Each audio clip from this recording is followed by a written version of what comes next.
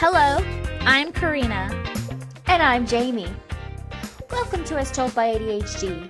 This podcast is a brainchild of two best friends with ADHD who share a passion for learning and a knack for finding the most fascinating tidbits of knowledge. Each week, we embark on a wild and hilarious journey of discovery as we dive headfirst into topics that pique our curiosity. From dark folklore to bizarre statistics, cultural ceremonies to famous dead people, we're here to entertain, educate, and tickle your funny bone. This week on As Told by ADHD, we're getting into wife number 5 of our mini-series, and I'm so upset. I'm not ready for this to be over. I'm having so much fun. We have already been through 4 of the 6 wives of Henry VIII, and unfortunately this one's kind of a sad one, but I do think that it is so relatable to this day when it comes to young people and where their head is at when they are given too much adulthood at an early age. Oh, for sure. So, Can I, before we get into it, can I give you some thoughts I've been thinking about since the last episode? please. Okay. What if, with the Anne of Cleves, right? Mm-hmm. What if he wasn't attracted to her because she wasn't outspoken? Because Anne, Catherine of Aragon, and even Jane had moments where she was like pushing against him. Like there was turmoil. There was like friction. But with Anne of Cleves, she was like, yeah, okay. Like, what if that's why? Yeah, because Anyway. everything's foreign to her, right? So she doesn't want to like step on toes because the way that she, like you made a very big point of, her upbringing and her lifestyle completely different to the way things were run in England. So she's probably just like, yeah, okay. If that's what you say, then that's how things need to be run here because this is not my turf. So, right. Isn't that crazy? I was just thinking about it because I also think it has a lot to do with his ego. But I think, what if that is a factor? Because like, what if he wasn't attracted to her because there wasn't that friction? Yeah. But anyways, if you haven't listened to that episode, go back, watch it. It's a good time. It's a really good time. We've had such a good time with all of these wives. There's so much tea. There's so much drama. There's so much like unfortunate sadness. There's a lot of manipulation. Like it's a whole thing. Like I know that TV shows and movies are exaggerated, but I honestly think that when it came to the royal courts of our countries in their upbringing, I don't think they're really like skipping a beat too much. Like if it's well documented, it was full of drama, manipulation, power grabbing, like insanity. Right. Insanity. I mean, it's kind of like that everywhere though. Because like even like here today in our country right now, that's very much what's happening. And I'm really mad about it. I don't want to get into it. Let's talk about the next wife. All right. So Katherine Howard, she had a very interesting history, like backstory wise. Her exact date of birth is unknown, but historians estimate that she was born around 1524. Really, honestly, anywhere between the 1520s and 1525, like early 1520, 1525. And historians also believe that she was more than likely born in Lambeth, London at this time. Her father was Lord Edmund Howard, who was the 3rd son of the 2nd Duke of Norfolk, Thomas Howard, Jane Seymour's mother's first cousin.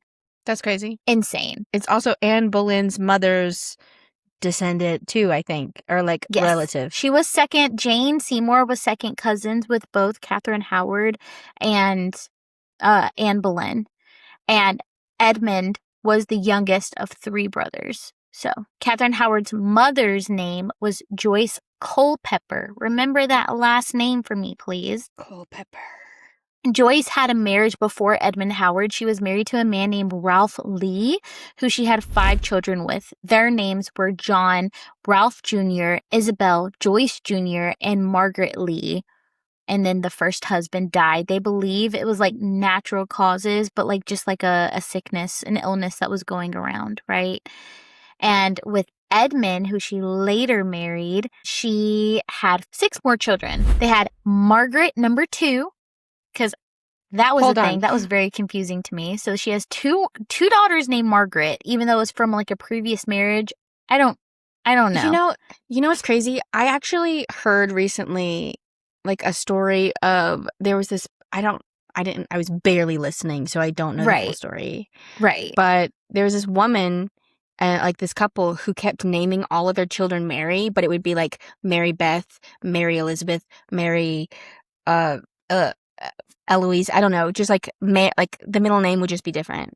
That's so weird. That is very weird. The second marriage, 6 children: Henry, Charles, Margaret number 2, Mary, and Catherine. So there were 11 children in total. When they described this woman, Joyce, they said that she was a fertile soul. She had easy births, like for that time. Like when I said in the last story of Jane Seymour that the mama was popping out children, she had nothing on Joyce Culpepper, okay? That's what I'm saying. Nothing. So many Culpeppers. So many Culpeppers. Please remember that last name, though. She would die later on, around 1528, when Catherine was really young, and there was no cause of death recorded because they were like seen as more poor, very impoverished family, so there was no record. They did not keep record on their peasants. I hate to say that, but maybe it was childbirth. She gave birth to all of her children successfully. They believe that she was roughly 47, 48, 49-ish in that area when Joyce died. Okay. After Joyce's death, he remarried quickly to a woman named Dorothy Troyes, and later on, married a woman named Margaret Munday. So after his remarriage, it was said that Edmund had very little to do with his children.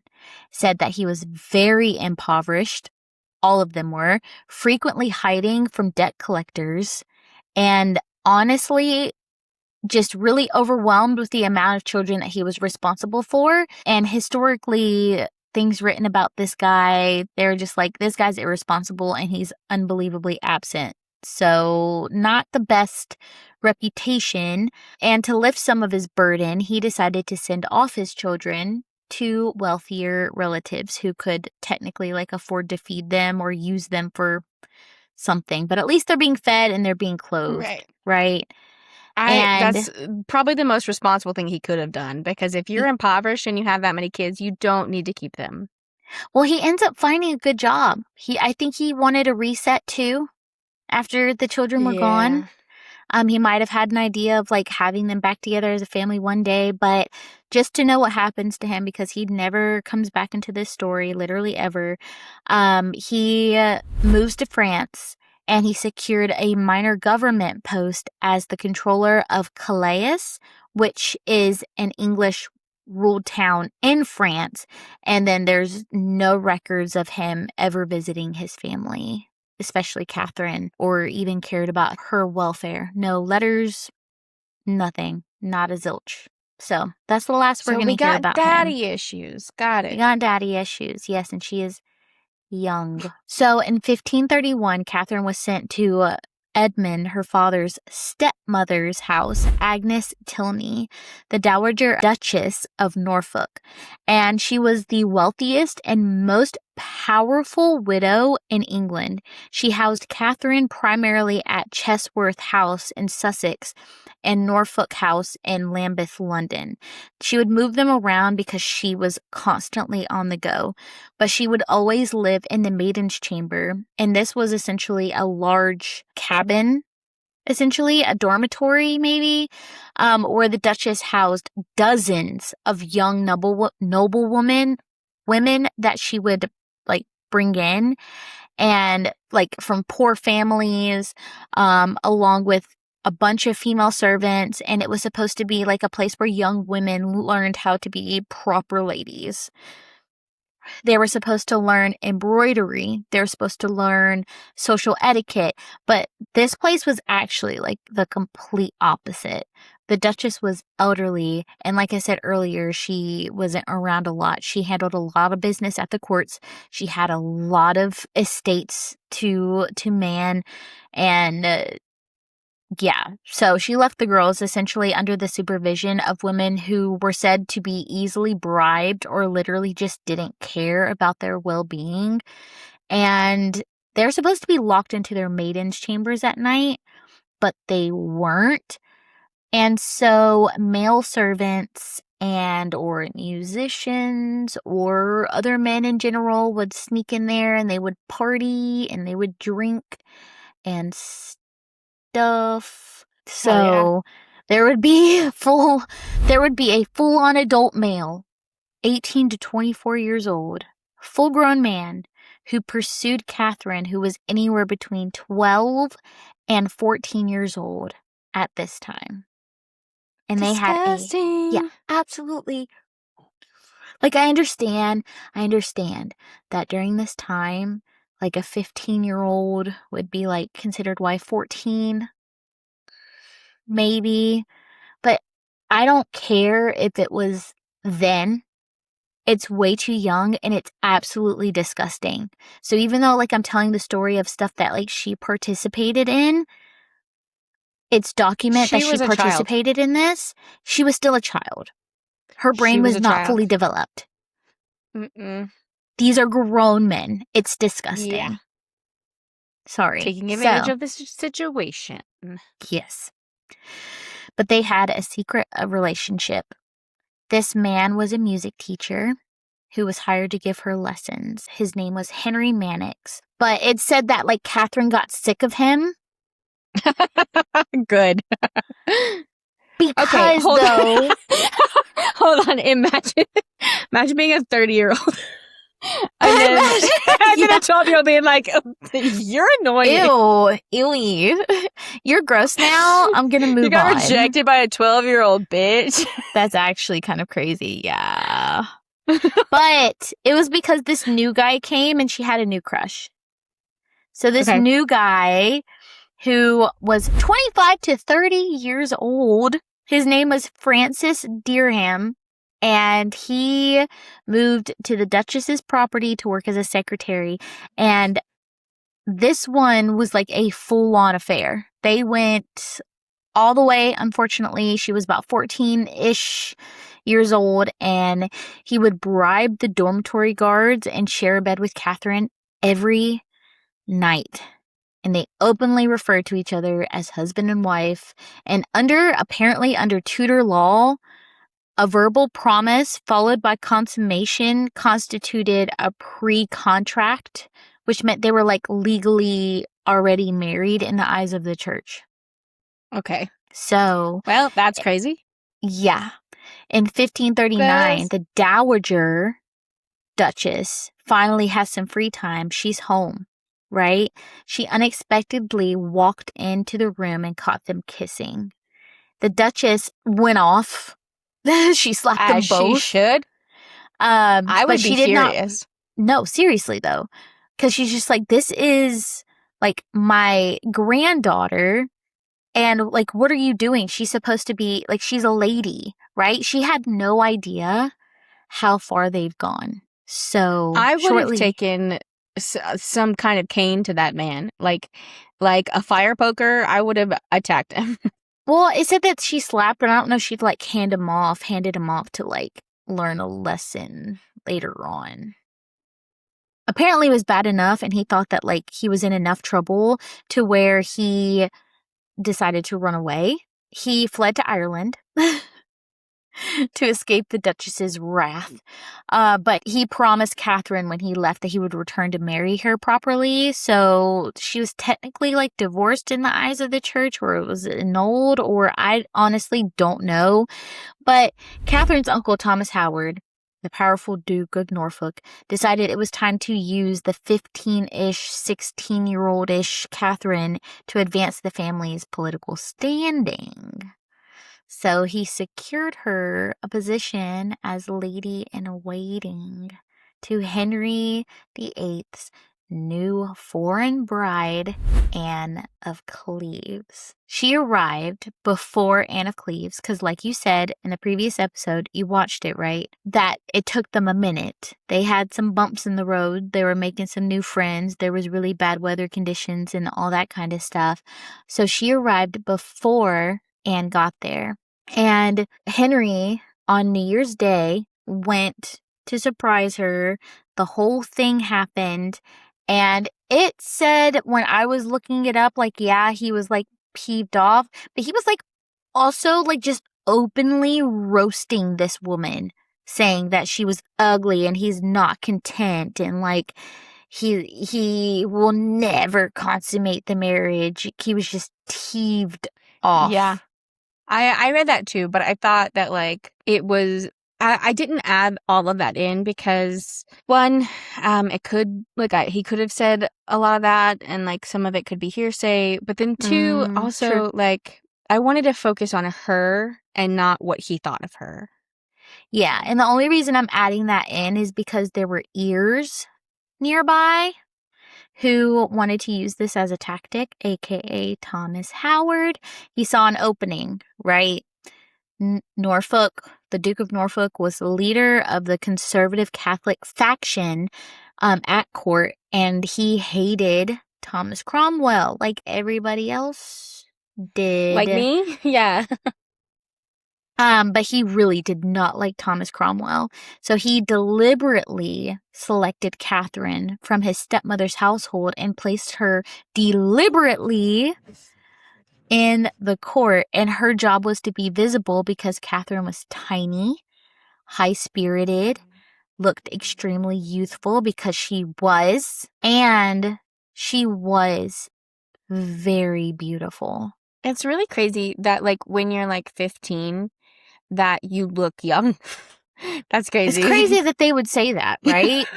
I know. It's actually wild. Oh, this one's very youthful. What of age? Maybe, what if, like, there were a lot of, because, like, okay, this is a tangent, but have you noticed that there are people who are younger than us that look older than us? Yes, I have noticed that. Maybe it was, like, something like that. Why is that happening? What causes that? Anyway. I don't know, but I still get that I look like I'm like a older teenager, like 19 and early 20s, which is wild. I'm sorry. to me. I love you, but I'm in my 30s. Yeah. 30s. Like there was a lady, okay, quick tangent. There was like, especially around Mother's Day when I was at my job, I would ask nicely. It's like, oh, are you a mother? Because I just wanted to show my respects for the holiday, right? So I was like, oh, are you a mother? And they would say yes. And I was like, Happy Mother's Day. I hope that it's wonderful. And they were just like, I'm not going to say Happy Mother's Day back because there's no way that you're a mother yet. That's crazy. I'm like, I've been a mom for a while. I was like, I have a son. He's almost double digits. Like, nope, been there, done that. But yeah, so that's my side story because I don't want to say profiled because it's not necessarily negative, and I do live in a southern state and there's just old southern souls who don't know how to bite their tongue and they're not conscious of it. I genuinely believe that they're not conscious of it when they say stuff like that. They don't think they mean harm. I genuinely don't. So I also think it comes from a place of envy a lot of the time. I don't know if you've noticed that, but it comes from like a place of envy when it just feels like slightly malicious, but not in a way of like they want to hurt your feelings, but just like ugh, you don't understand, you're not old enough, you know? Yeah, I get that. I do get that. People think I'm a lot younger than I am, but your girl has lived some life, okay?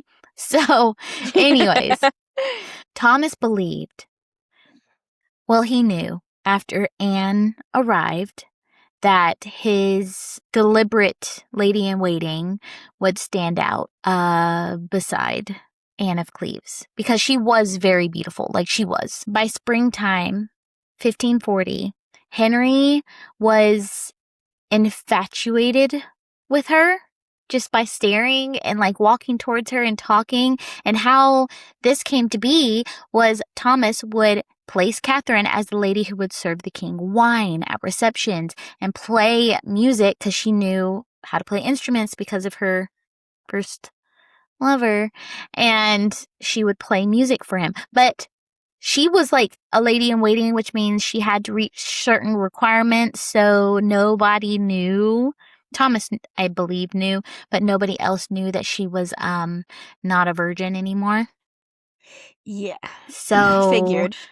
Yeah, so he was like so pretty, so talented, so submissive, lively, kind of rambunctious, loves bright, colorful clothing. It's like everything that was attractive about Anne Boleyn was in this like young girl, but she's younger, you know?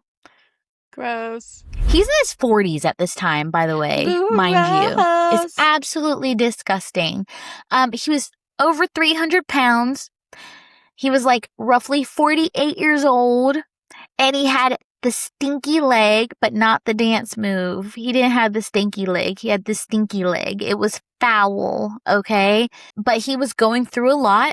Historians said he also felt humiliated by his ministers because there was just a lot of stuff happening, aka Cromwell is about to be... Yeah, so how would you fix that, right? Pulling a teenager, of course, because that would do it. Have a really pretty queen. But once she officially caught his eye, like to the point to where he felt like he needed to act on it, he would start showering her with public displays of affection, and that shocked the foreign ambassadors. He was buying her expensive fabrics, furs, giving her land grants, making it clear to the whole court that the lady in waiting would soon become like the new queen. And very shortly after, Henry divorced Anne of Cleves. The marriage took place July. So he met Anne of Cleves, January 1540, getting married to Katherine Howard, July 28th, 1540. And Katherine entered her new life as Queen of England, officially being introduced to the public August 8th of 1540. And for the first 14 months, her reign was a whirlwind of luxury, affection, political success, because the king felt like a man again. He felt renewed because he had a child bride. But Katherine was loving it because they could have separate chambers for the most part. And Henry, I believe, this is my theory, was going through a full life midlife crisis. He wanted to change himself to kind of like be like, I deserve this girl. So he started losing weight. He started hunting again. His leg even showed signs of healing. It didn't heal all the way. It was showing signs of healing. It was just doing better. But it was still stinky. It was still stinky. Not stanky. There was a stink. It was a stench. So, but Katherine was rich. He gave her estates that belonged to the executed Thomas Cromwell. Oh, nice. She got all his land. And good he like for her. I know, right? I know, love it. I know that Anne and her were close, like we kind of touched on. So I know that that was like a good little like revenge, like ha ha ha, like I got it. But yeah, her jewelry boxes were stuffed to the brim with everything from diamonds to rubies, like you name it. And she actually wanted to be the best queen humanly possible. So she pushed that generosity forward and said, and it said, like, amongst the people, like, of her household that she was, like, super popular. She was sweet-tempered. She loved making people happy. It said that she had a really good standing with the previous queen, like we've talked about. And when you've talked about this last episode, she came to visit at, in January, so the following year, 1541, they danced together all night, they drank, and they had nights-long conversations. And records showed, like royal records said, Katherine regularly gave money to the poor and paid off debts of prisoners who were imprisoned for debts to get them released. And she Okay. bought lavish gifts for her stepchildren, Princess Mary and Princess Elizabeth. So she was trying to just be as generous to people as humanly possible. I would not be okay if I had a stepmother that was a teenager while I'm at my big age. That's crazy. Yep. I will say Oof. I know I was just like, I don't have any sisters. I technically had a stepsister. We're not close, but when we were technically related by marriage, she had a child, when she was a teenager, but my youngest brother, I have 6, my youngest brother was already born, and he was like a year and a half old, and then he had a newborn uncle. It was really interesting. Yeah. So he has an uncle that's younger than him. My oldest sister is older than my youngest uncle on my dad's side. Oh, interesting. I didn't know that. But unfortunately, all good things in these time frames have to come to an end because people are horrible. Katherine was so young. She didn't know how to navigate nasty people. She didn't understand that the court could have spies. And word of her rise to queen reached people that she had lived with at the Dowager Duchess's dormitory. And they sensed an opportunity to get some money or some power or just a better job, better life than what they had. And her old associates began dropping hints about her past. And out of fear, because she's a teenager and she doesn't know how to navigate these horrid people, even though she's queen and she could have them or like hushed or like send them a little money or something like that, you know? She was just terrified that they would expose her early sexual history to the king. And so Katherine panic hired them to her inner circle to keep them quiet. Mistake. Yeah. She made her first lover, Henry Mannix, a royal musician, and her second former lover / ex-husband, Francis Derham, as her private secretary. That's crazy. Yeah. It's not Oof, good. That's bad. That's bad. That's really, really bad. It's not. I don't know why I went into like Shrek mode. The song that's like with the is it like Robin Hood where he's like, that's bad, that's really, really bad. Yeah. No, seriously though. That's how I feel. It's not looking good. I would not like, okay, maybe I would never find myself in this position, mainly because there's no kings today. But if I did find myself in her position, I would think I would like immediately run to the king and be like, they're making up rumors about me. Like, true. I feel like that is the best way out of the situation because like your beautiful teenage wife is crying in front of you saying people are making up rumors. Beheaded immediately. Yeah. Like, but she would continue to like make mistakes because she again is really, really, really young. yeah. And she just lacks because she was uneducated, right? Very uneducated. She didn't even sense the first inkling of a formal education for like a noblewoman until she was 12. Yeah.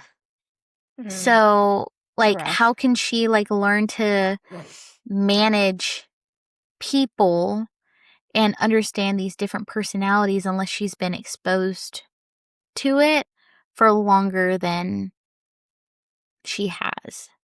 you Yeah. know? So she'd have to be Mhm. raised to it. She would have to understand politics and stuff like that. And she didn't. Another royal progress happens. Summer 1541. Henry takes Catherine on a northern progress to York to assert power because that's what they do. There were some rebellious northern people, and it's said that on the way, Henry was still over the moon. He was just strolling along, saying out loud how blessed he is and thanking God for his perfect and virtuous wife. But Catherine was not. She was going through way too much for a teenage girl and began Yeah. an emotional and physical affair with one of the king's favorite courtiers, Thomas Culpepper, who was actually a cousin of hers. I was not expecting there to be a cousin lover. I mean, I should have been expecting it. Everybody's related to everybody. But I was Everybody's just... freaking related. Everybody's related. And, he was at least closer to her age.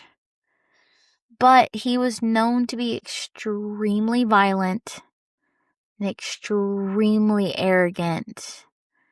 But she started an affair with him anyways. And to secretly see him, Anne Boleyn's executed brother's widow, Jane Boleyn, helped her with the affair. She would sneak Culpepper to Catherine. And Catherine fell really hard for this guy.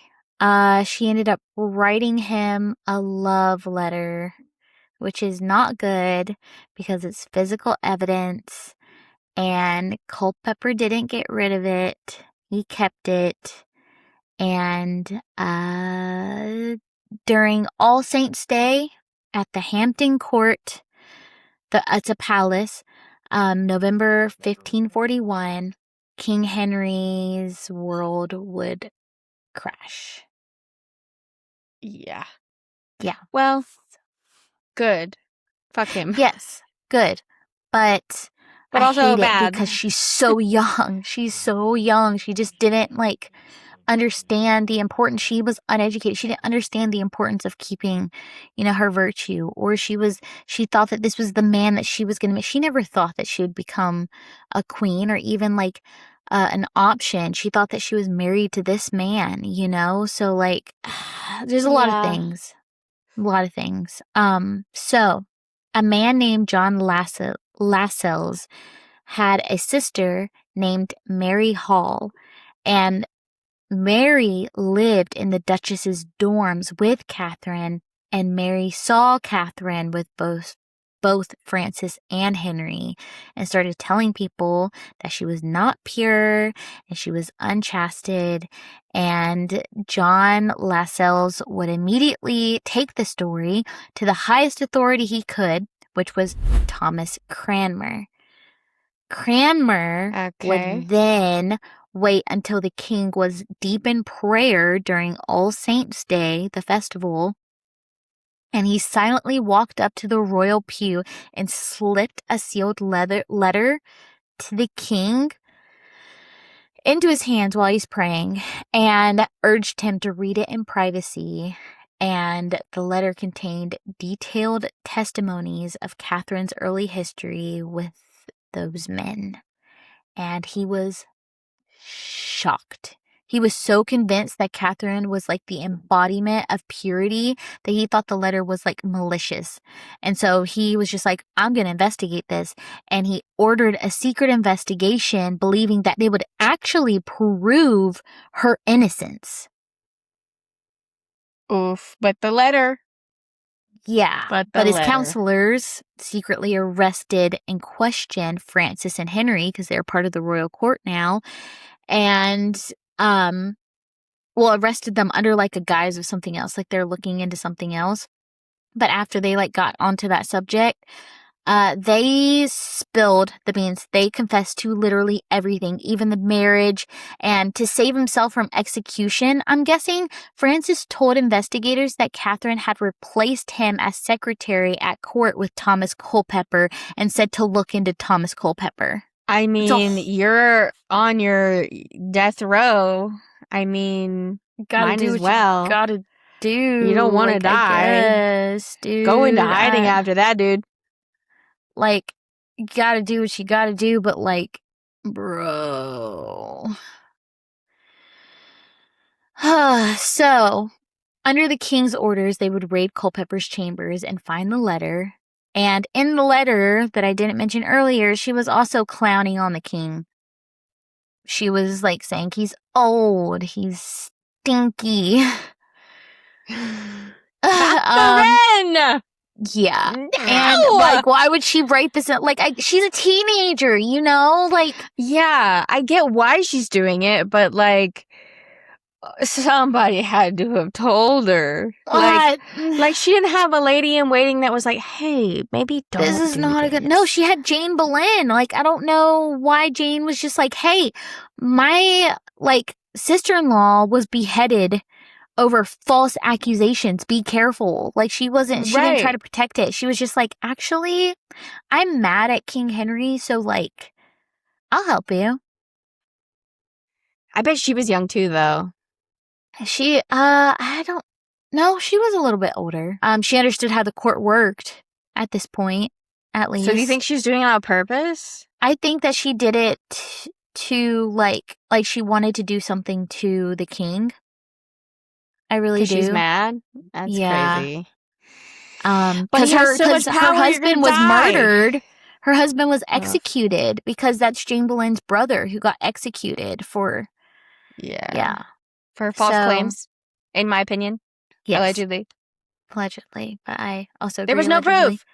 So mad about it. So the king ordered her to be locked in her chambers until Thomas Cranmer entered her rooms and begun interrogations. She knew that her past had completely caught up with her, so she fell into a state of total frantic hysteria. She was crying loudly. She was screaming so violently that Cranmer would he couldn't speak to her, essentially. Like, he could not get a word in because she was just so frantic. And he later wrote in a letter to the king that he found her in such franticness and despair that he feared that she would literally go mad or take her own life. Like, she was not okay. I mean, this girl has no coping mechanisms. Like, she wasn't... It's because she's a child! Literally. To calm her down to speak, though, Cranmer lied to her, and he promised her that if she confessed everything, the king would show her mercy and spare her life. So... Cranmer, no! I mean, I get why he did it, but... Oh, that's rough. But while, he was able to calm her down enough, and she confessed to her teenage relationships, and she even tried to protect herself by framing her relationship with Francis as forced, claiming that he used it force against her. But her story, and it's written in a letter, it did show a lot of contradictions to things that are documented. She's trying to save herself. But devil's advocate, she was a woman or a girl. A girl in an overpowered man's world, and she was too young to be living a full adult life. She, like I said earlier, didn't think that this was probably as big of a deal as it turned out. She was never told. Exactly. She was still unbelievably frantic, though. After the interrogation, it said that she found a way to escape. She tried to run, and it wasn't run away. She wanted to run to the king because she thought that she heard that he was still in the palace. She broke away from the ladies' room, and she ran screaming down the hallway towards the royal chapel, hoping to throw herself at Henry's feet and beg for her life, beg for forgiveness. She didn't want to be divorced from the king, but just before reaching the chapel doors, the king's guards tackled her and dragged her back down the hallway, and she was like screaming his name, and Henry like just stayed inside and like just like ignored her. It's rough. It says that that's a haunted place now. Like, we know we've talked about paranormal stuff, how like a traumatic event can be like played and trapped into like the walls or something, and that scene is like replaying over again. There's at the Hampton Court Palace, it's known as like the haunted gallery, because staff and visitors constantly claim to this day that they hear a screaming girl in that. We gotta go. Yeah, we gotta go. I agree. I kind of want to go too. But, I mean, it's still heartbreaking that it was so traumatic. It got trapped there. Yeah. But for sure. The king's ministers would enter her rooms, and they would strip her of all her jewelry, packing away everything that she had, that she was given. Her ladies in waiting and servants were ordered to pack their bags and leave, leaving her completely isolated. And on November 11th, the council officially announced that she had forfeited her right to be called the queen, and she was referred to only now as the Lady Katherine Howard. And under very heavily armed guard, Katherine was loaded onto a carriage and banished to Sion Abbey, which was a convent in Middlesex.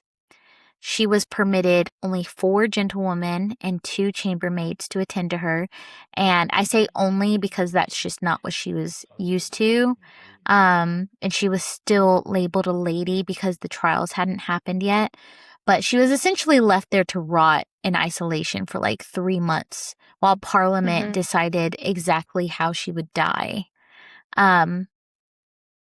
Henry VIII was said to be so humiliated that he refused to let Katherine have a public trial where her romantic letters and past like history would be openly read in court.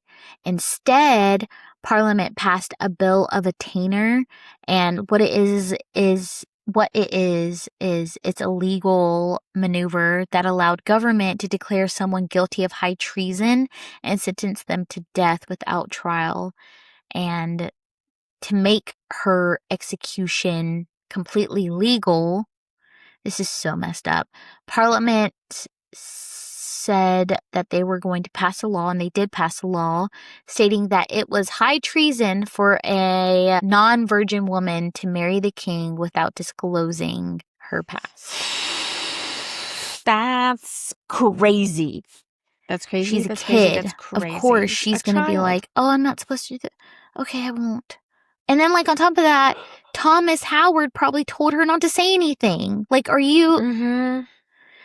Yeah. So, on February 10th... Anna Cleves is looking pretty great now, huh, Henry? Yeah, which is so crazy because everything he ever wanted in a wife was Anne, and he threw her away because of his ego and because she wasn't beautiful, when she definitely was. She was pretty. We saw the picture, guys. It can't be that far off. Come on now. Like, worst case scenario, she has crooked teeth. Right. Hans Holbein, like, he was known for his accurate portraits, so... Just saying. So, February 10th, 1542, Katherine was removed from Sion Abbey and placed in a royal barge to be transported down the river Thames to the Tower of London, unfortunately. As her barge floated under London Bridge, she had to look up, and because I'm sure they told her to, and she saw the rotting, severed heads of her former lover, Thomas Culpepper, and her ex-husband, Francis Derham, who had already been brutally executed weeks prior upon entering the tower. And Francis sold out Culpepper because he was trying to save his own life, and it didn't work. That's crazy. And I feel like the first lover got away with it because he didn't consummate. Mm-hmm.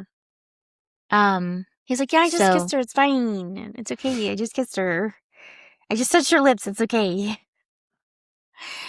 But that's crazy. She was placed in the same prison that her first cousin, Anne Boleyn, had spent her final days 6 years earlier.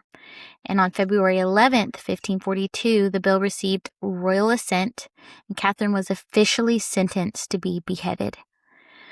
The night before her execution, Catherine requested something kind of, I think to just like kind of prepare her. She wanted to be prepared for something that's so scary.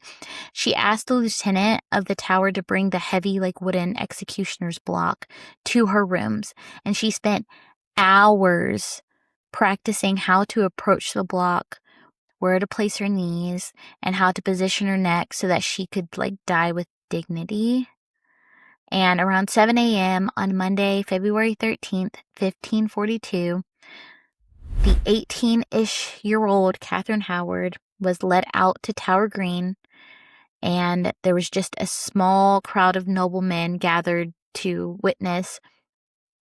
And she was so weak at this time. She had barely eaten. She literally needed help to climb those steps to the scaffold, and she just did what she rehearsed, and she asked the crowd to pray for her soul and confessed that she deserved to die under the law and stated that her punishment was just. Yeah, and poor it child. took one swing of the executioner's axe to sever her head.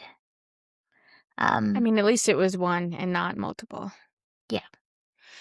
And That's immediately rough. after Catherine died, her lady-in-waiting, Jane Boleyn, who had facilitated the secret affair, was led up to the exact same block and executed. Makes sense. Mm-hmm. Catherine's body was quickly wrapped in a plain cloth, and she was buried in an unmarked grave beneath the floorboards of the tower's chapel. She rests there to this day. She's literally just a few feet away from Anne Boleyn, where her body is buried. That's crazy. That poor child. Like, she did not deserve any of that. Child. And she was taken advantage of from the beginning. Yeah. Mm-hmm. Literally a child. It's so heartbreaking because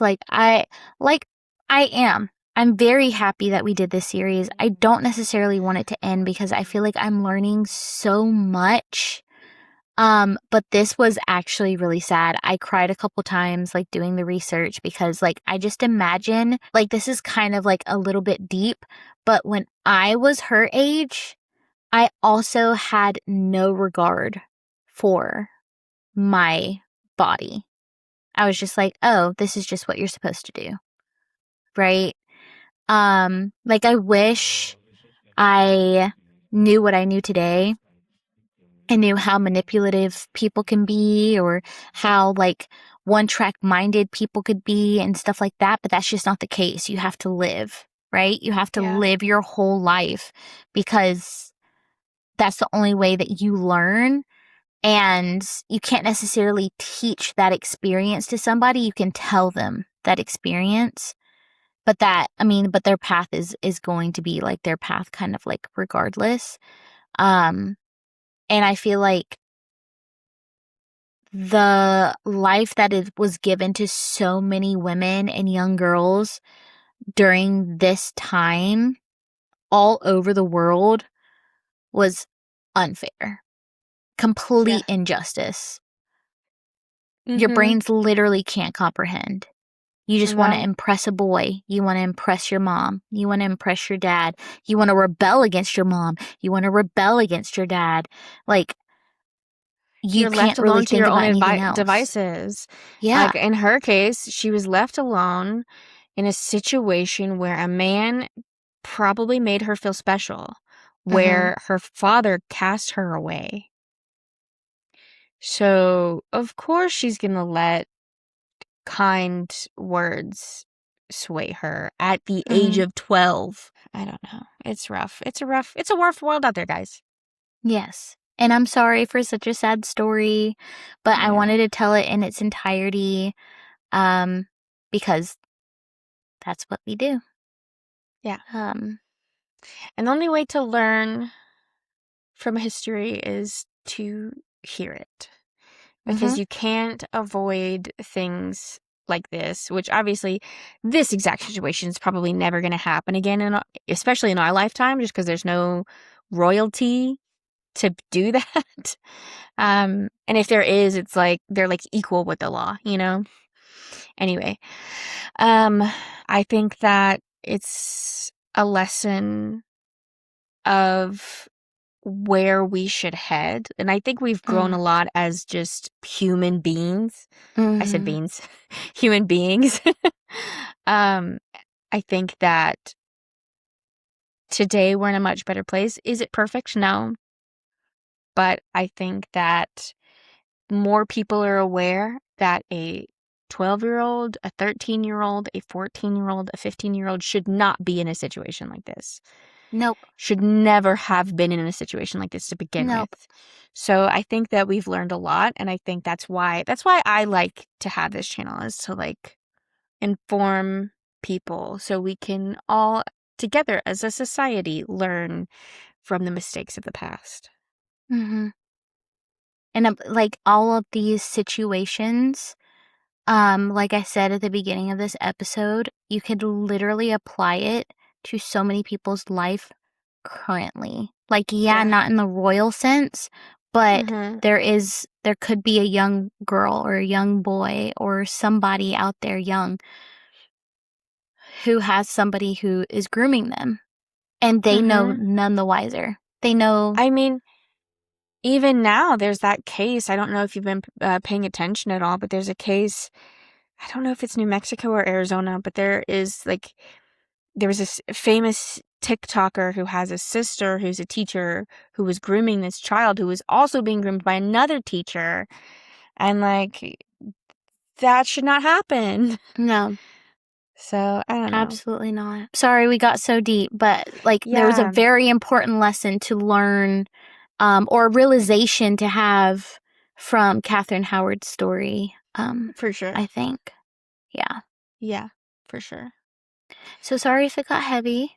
Let's just take a deep breath together. Let's just kind of release it.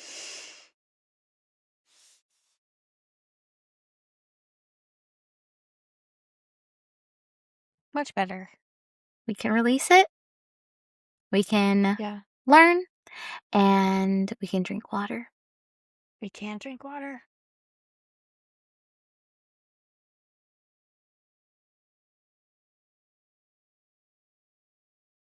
And we can do something nice for ourselves.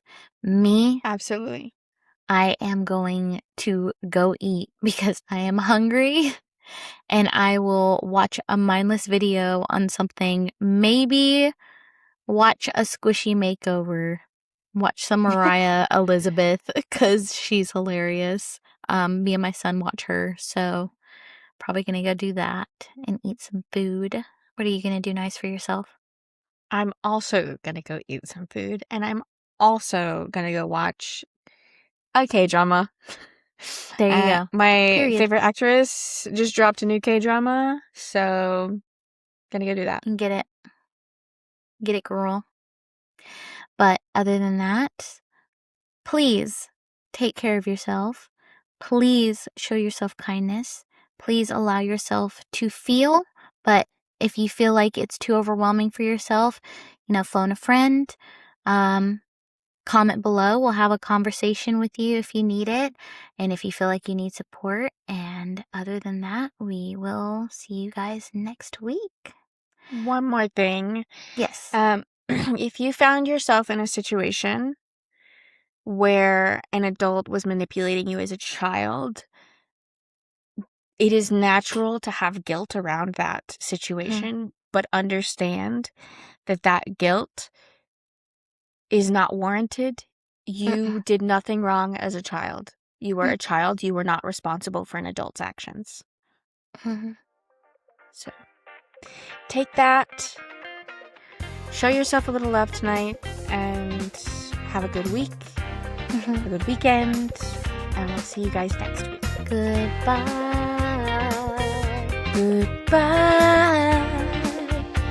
Try to do a little harmony. We need to do it at the same time. Bye, guys.